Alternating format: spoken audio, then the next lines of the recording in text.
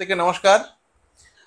আজ বা কাল থেকে অনেকে দেখছি সেই পেপার কাটিং গুলো আছে না, যে এসএসসি এখন হবে না, এই সব নিয়ে অনেকে পাঠাচ্ছে আমাকে মেসেজ যে স্যার দেখুন স্যার আপনি যেটা বলছেন এসএসসি এখন কিন্তু হবে না, এই সব। তো আমি সেগুলো ভালো করে পড়ে দেখলাম, এবং তারা হয়তো সেগুলো পড়ে দেখেনি। এটাই হলো পার্থক্যটা। এসএসসি এখন হবে না, এটা কে বললো এসএসসি এখন হবে না?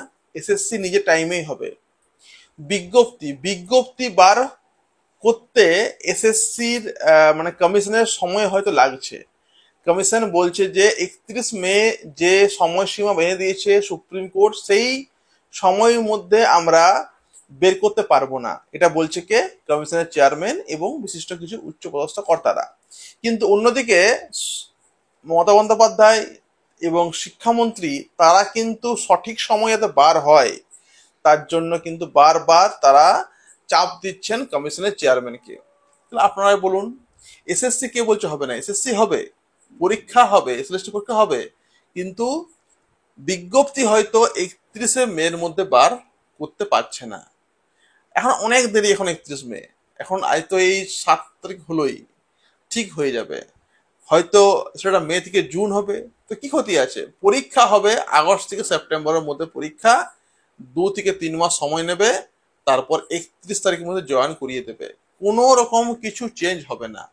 পরীক্ষা যাদের চাকরি হারিয়েছেন সেই সমস্ত টিচার্সদেরকেও দিতে হবে।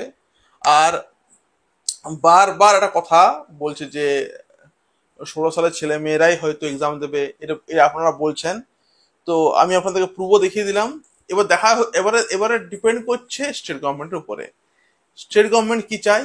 যদি স্টেট গভর্নমেন্ট চায় যে শুধুমাত্র 16 ছেলেমেয়েরাই বসবে, তারাই বসবে।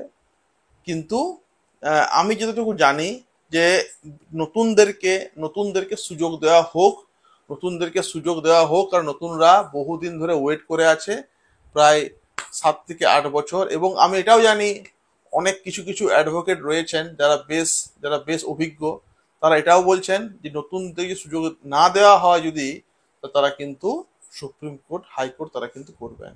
অতএব নতুনদের জন্য তারা ভাবছেন।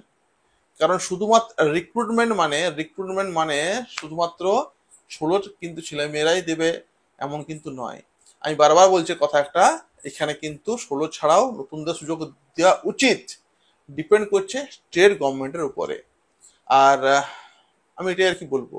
এবং অনেকে যারা নতুন ক্যান্ডিডেট, ওদের সঙ্গে আছে, কিন্তু ওদেরকে এতে ওরা যাতে পরীক্ষা দিতে পারে তার জন্য কিন্তু অনেকে চেষ্টা করছে। এটি সময় বলবে।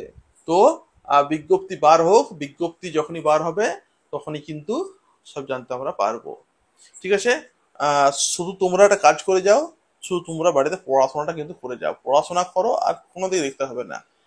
বিজ্ঞপ্তিও বার হবে, পরীক্ষা হবে, সবই হবে। ঠিক আছে? Thank you everyone.